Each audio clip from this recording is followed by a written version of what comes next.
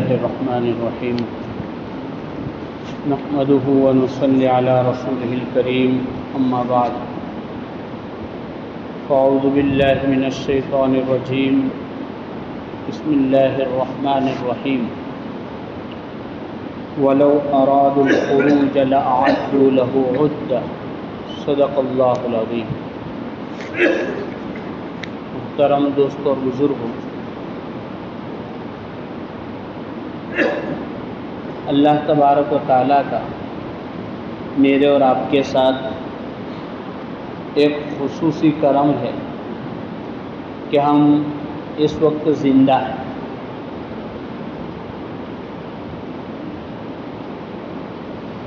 और हमें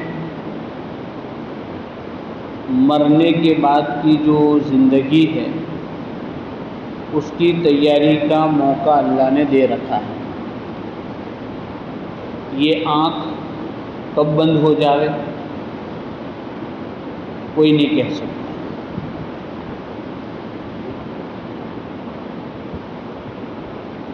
उसी तैयारी के लिए एक अहम मेहमान हम सबके पास आने वाले हैं।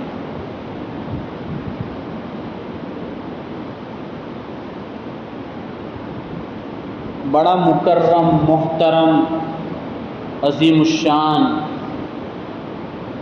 बरकत वाला, खैर वाला, भलाई वाला, रिज़्क़ वाला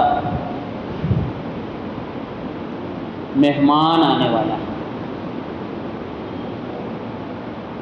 और जब कोई मेहमान आने वाला होता है तो उसकी तैयारी होती है, उसका इस्तक़बाल और उसका स्वागत किया जाता है।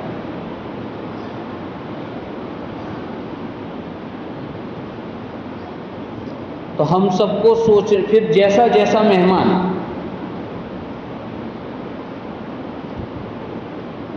मेंबर ऑफ पार्लियामेंट आ रहा है तो उसके जैसा इस्तक़बाल, सीएम आ रहा है तो उसके जैसा इस्तक़बाल, पीएम आ रहा है, सदर जमहूरिया आ रहा है।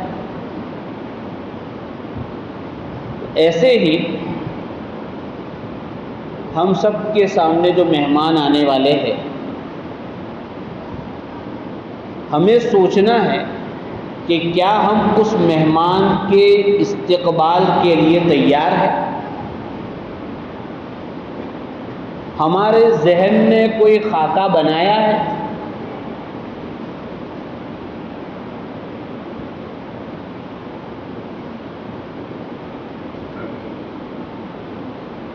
जैसे मियाँ बीवी है, शादी को बरसों हो गए, औलाद नहीं है, फिर किसी दिन दवाखाने गए, डॉक्टर ने कहा कि आपके यहाँ मेहमान आने वाले हैं। तो अब बताइए वो मियाँ बीवी कितने खुश होंगे। और वो जो 9 महीने 8 महीने का जो पीरियड है कितनी बेचैनी बेकरारी के साथ गुजारेंगे। अरे गुजारेंगे कि गुजारेंगे कि कब ये महीने पूरे हो जावे और वो मेहमान हमारे घर आ जाए। और फिर डॉक्टर कहता है कि बहुत देर से चूँकि हमल ठहरा है इसलिए आपको ये एहतियात करनी पड़ेगी, ज़्यादा काम नहीं करना पड़ेगा, खाने में गर्म ग़िज़ा नहीं खानी पड़ेगी, ये नहीं करना पड़ेगा, वो नहीं करना पड़ेगा, ये होगा वो होगा। सब करते नहीं करते? अरे बोलो किसके लिए? ताकि 15 साल के बाद औलाद की जो नेमत आ रही है उसकी बेचैनी से इंतज़ार और उसके आने के लिए डॉक्टर जितनी शर्तें लगा रहा है सब मानने को तैयार है। तो ये जो मेहमान आने वाले हैं उस बच्चे की खुशी से कम है या ज़्यादा है? बोलते नहीं बहुत। ये मेहमान ऐसा आने वाला है कि दुनिया में भी उसका फ़ायदा है, आखिरत में भी फ़ायदा है। बल्कि अब तक की जो काली बुरी खराबियों वाली जिंदगी है उसके अंदर एक नई जिंदगी डालने वाला महीना है। इतना मुबारक महीना, लेकिन सच्चे दिल से मैं और आप अपने दिल पर हाथ रखकर पूछें कि इस महीने के आने के लिए, इस मेहमान के आने के लिए हम कितने अंदर से तैयार हैं, कितनी खुशी है, कितनी बेचैनी है। बेचैनी है या टेंशन है, ये सोचना है। तो ये अजीमुश्शान मेहमान आने वाले हैं, हमारी जिंदगियों को संवारने के लिए आने वाले हैं। तो जो शख्स नियत कर लेगा उसके लिए अल्लाह आसान कर दे, जो हिम्मत से काम लेगा अल्लाह उसके लिए कदम उठाना आसान कर देंगे, और जो अपनी रूटीन की लाइफ पर रहेगा तो ये महीना भी गुजर जाएगा। 2-4 दिन में आ रहे मेहमान, बुजुर्गों के वहां इसकी कितनी तैयारी होती है सबको मालूम है।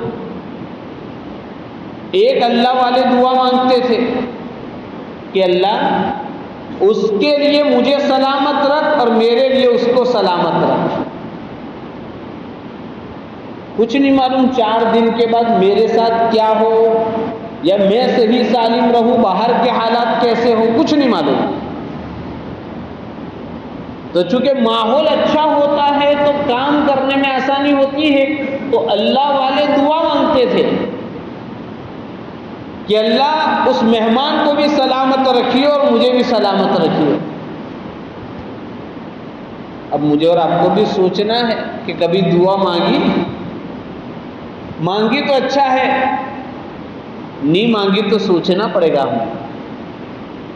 एक अल्लाह वाले थे 6 महीने पहले दुआ मांगना शुरू कर देते थे। कितने महीने? 6 महीने। 6 महीने पहले इतनी तैयारी। जन्नत को इस महीने के लिए पहले से तैयार किया जाता है। जहन्नम के सारे दरवाजे बंद, जन्नत के सारे दरवाजे खुले। देखो जहन्नम सांस लेती है ना तो गर्मी भी बहुत सख्त पड़ती है, और जहन्नम सांस लेती है तो ठंडी भी बहुत सख्त पड़ती है। तो जहन्नम के दरवाजे खुले रहते तो उसका अपना असर होता है। बारिश बाहर गिरे, नमक में यहां असर आता है। तो अल्लाह जन्नत को बिल्कुल खोल देते हैं और जहन्नम को बिल्कुल ब्लॉक कर देते हैं। तो इसीलिए हम देखते हैं कि बाहर का माहौल कितना अच्छा होता है। रमज़ान के चांद होते ही एक अजीब नूरानियत होती है, और रमज़ान का चांद डूबते ही एक अजीब नूरानियत की कमी महसूस होती है। ये क्या हुआ? ताकि जन्नत के दरवाजे खुल गए, बंद हो गए, जहन्नम के, उसका असर होता है। फिर हमारे आमाल में जो रुकावट है, हमारा नफ्स, तो रोजे रखवा कर उसको काबू में किया गया, और उसका जो छोटा भाई है, कौन? नफ्स का छोटा भाई या नफ्स का बेटा शैतान, उसका जो गुरु घंटार है उसको जंजीर में बांध कर दरिया में डाल दिया। अल्लाह ताला तो इतनी मेहरबानी कर रहा है। फिर आदमी को अमल करने के लिए एक माहौल चाहिए। तो अब देखिए रमज़ान में हर एक के सर पर टोपी, माशाल्लाह, दाढ़ी, जुब्बा, नमाज, ये वो, कैसा माहौल। तो नेकी करना भी आसान। तो अल्लाह ताला ने अपनी तरफ से पूरा काम कर दिया, पूरा काम कर दिया। अब कदम उठाने की जिम्मेदारी किसकी है बोलो? मेरी और आपकी। और कदम उठते कब है? जब अंदर जज्बा कि मुझे कुछ करना है। जब जब तक मैं और आप इरादा नहीं करेंगे, जिब्राइल भी आके कुछ नहीं कर सकते। और मैं और आप इरादा कर ले तो अल्लाह ताला रास्ते आसान कर देंगे, तौफीक दे देंगे। एकड़ा तो पढ़ना पड़ेगा, जीरो अल्लाह लगाएगा। एक कदम नफ्स पर, दूसरा जन्नत में, तो बड़ा मुबारक महीना है। और आपको मालूम है, आपने तालीम में हदीस सुनी होगी कि हुजूर सल्लल्लाहु अलैहि वसल्लम एक दिन मिंबर पर चढ़े, पहली सीढ़ी पर पैर रखा, आमीन बोले, दूसरी पर पैर रखा, आमीन, तीसरी पर भी आमीन बोले। सहाबा ने बाद में पूछा कि हजरत ये नई चीज़ देखी हमने, तो कहा कि जिब्राइल अलैहिस्सलाम आए थे, उन्होंने 3 बद्दुआ दी और मैंने आमीन कही। कितनी बद्दुआ? 3 बद्दुआ दी और मैंने आमीन कही। उसमें एक बद्दुआ क्या थी कि जिसके सामने रमज़ान का महीना गुजरे और वो अपनी मग़फ़िरत न करावे, वो बर्बाद हो जाए। दुआ किसकी है? जिब्राइल की। आमीन किसकी? दुआ जिब्राइल की, आमीन हुजूर सल्लल्लाहु अलैहि वसल्लम की। कितना डेंजर मरहला है। अब मैं और आप सोचे कितनी ज़िंदगी के रमज़ान गुजर गए बालिग होने के बाद। मेरी ज़िंदगी में तब्दीली आई, जैसा रमज़ान ऐसा साल। और हर आदमी चाहता है कि भाई साल अच्छा गुजरे, नौकरी अच्छी चले, जॉब अच्छा चले। कोई कौन नहीं चाहता? बोलो, चाहते नहीं चाहते? 1 महीने की मेहनत, सीजन, नफल फरज के बराबर, फरज 70 फरज के बराबर। कितना अजीम महीना,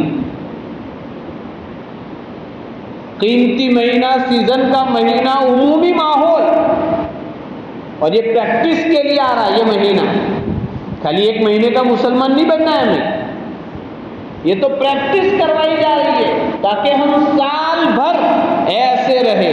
तो इस तरह प्रैक्टिस होती रहेगी तो इंशाअल्लाह हम नेकी के साथ अल्लाह के दरबार में हाजिर हो जाएंगे। तो ये कीमती महीना आने वाला है, इसलिए अल्लाह से दुआ मांगे कि अल्लाह तूने यहाँ तक पहुँचाया, वहाँ तक भी पहुँचा दे, और तू ही अमाल की तौफीक दे दे, हिम्मत दे दे। उसकी तौफीक के बगैर कुछ नहीं होता है। लेकिन तौफीक किसको मिलती है? बोलो, कोई मांगे भी तो।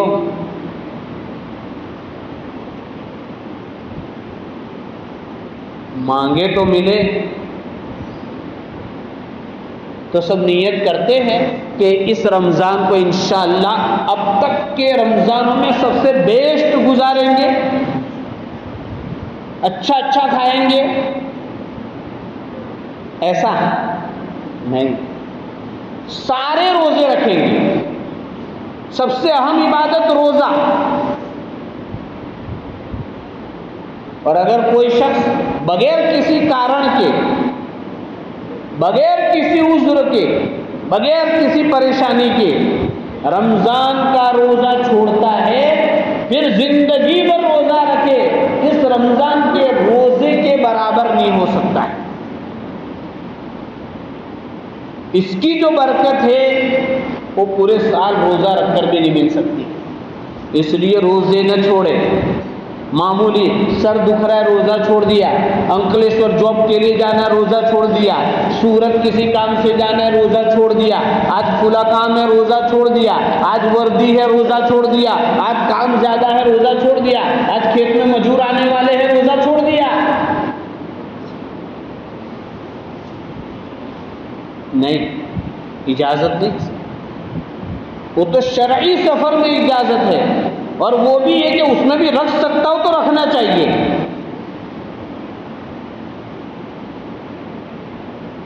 मामूली बीमारी में कहते हैं, हर बीमारी में रोज़ा छोड़ने की इजाज़त नहीं है।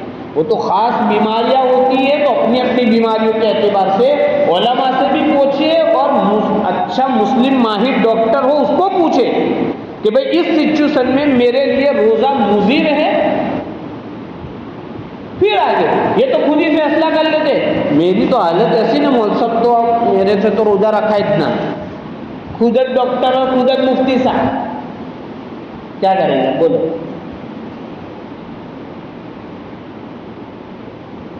तो ये इसकी गुंजाइश नहीं, इसलिए रोजे नहीं छोड़ने।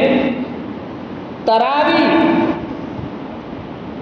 बहुत अहम चीज, हर एक को पढ़नी है, पूरे रमजान पढ़नी है, पहली रकात से आखिरी रकात तक पढ़नी है, पहले रमजान से आखिरी रमजान तक पढ़नी है। कितना मुबारक, साल में एक मर्तबा कुरान सुनने का मौका मिलता है, एक मर्तबा साल में एक मर्तबा कुरान सुनने का मौका मिलता है। तो कैसा सुनना चाहिए, ताकि हाफिज साहब कैसे होने चाहिए भाई, अच्छा पढ़ने वाले, लहजा हो, बहुत जल्दी ना पढ़े, बहुत आहिस्ता भी ना पढ़े, मिडल में पढ़े। आप लोगों को कैसे चाहिए, शताब्दी के राजधानी हाफिज साहबों के नाम रखते हैं, मेमो आई, मेमो कहते हैं, मेमो आहिस्ता पढ़े तो क्या कहते हैं, अल्लाह के कुरान पढ़ने वाले का नाम मेमो रख रहे हैं। साल में एक मर्तबा सुनने का, उसके लिए भी आधा घंटा, पौना घंटा, 1 घंटा नहीं निकलता। कितनी महरूमी की बात है। अभी गुज़श्ता हफ्ते की न्यूज़ आई, इजराइल की जेल से कुछ फलस्तीनी छूटे, तो कहते कि हम जेल में गए तो हमने कुरान मांगा तो हमको कुरान नहीं, तो बहुत बेचैनी से हमने वक्त गुजारा। फिर दूसरी जेल में जब शिफ्ट हुए, वहाँ हमको कुरान मिला तो खुशी हुई, और उस वक्त एहसास हुआ कि हमारे घरों में कुरान था लेकिन हमसे कमी हुई। आज मुझे और आपको कोई कुरान पढ़ने से रोकता है? हम तो अपने वालिद के नाम पर भी नहीं पढ़ सकते, दूसरों को पढ़वाते। इसलिए कुरान की तिलावत भी करनी है, खुद भी नहीं आता है तो सीखना है, उसके मकाम और मर्तबे को समझना है, और उसके साथ साथ तरावी भी पूरी पढ़नी है। सेहत दी है 3 पारे पढ़ो, सेहत नहीं है, मिडल है, अपनी अपनी मस्जिदों में तरावी पढ़े। मस्जिद आबाद करने की जिम्मेदारी है, अपनी अपनी ठीक है, बहुत ज़रूरी सफ़र होता है तो 3 पारे पढ़ लिए, लेकिन 3 पारों के बाद छुट्टी नहीं। जो उमूमी माहौल बना दिया गया है वो सही नहीं है। 5 पारे पढ़ के छुट्टी, या बहुत सारे लोग शुरू में 4 दिन आए, फिर आखिरी 4 दिन। नौकरी में भी ऐसे जाते हैं, सरकारी नौकरी में ऐसे जाते हैं, पहले 4 दिन जाते, आखिरी 4 दिन जाते, पगार पूरा मिलता है। प्राइवेट जॉब में भी ऐसे जाते हैं। मोबाइल पे वक्त गुजारेंगे, खेलने में वक्त गुजारेंगे, दोस्तों की महफिल में वक्त गुजारेंगे, चटाके खाने में वक्त गुजारेंगे। रमजान क्या आया कि खाने का महीना आ गया। ये हमारी महरूमी है कि जो महीना मग़फ़िरत के लिए था, हमने उसको खाने वाला बना दिया। इसलिए खाना खावे कोई मना नहीं करता है, इफ्तार भी करावे लोगों को, इफ्तार पार्टियों की ज़रूरत नहीं, अड़ोस पड़ोस में गरीब होते वहाँ भेजे। और अगर किसी को रमज़ान की कीट देवे ना तो पूरे व्हाट्सएप पर न चलावे, उसका फोटो न पाड़े, वो भूखा मर जाएगा चलेगा, लेकिन उसको रुस्वा और जलील न करे। कुछ लोग कीट दिला के फोटो पढ़ के वायरल करते, तो क्या पूरी दुनिया को जताते 1000 की कीट दे दी तो उसमें तो धाड़ मार दी इसने। अल्लाह के लिए देना, उसमें फोटो क्या पढ़ाने का। तो ये सारी चीज़ें, थोड़ी ज़बान ऐसी है, अपने सब घर के लोग हैं इसलिए कह दिया जो कहना था वो। अल्लाह ताला मेरे लिए, आपके लिए, सबके लिए आसान फरमावे, रमज़ान की कदरदानी की तौफ़ीक़ अता फरमावे, नाक़दरी से हमारी हिफाजत फरमावे। व आखिर दावाना अनिल हम्दुलिल्लाहि रब्बिल आलमीन।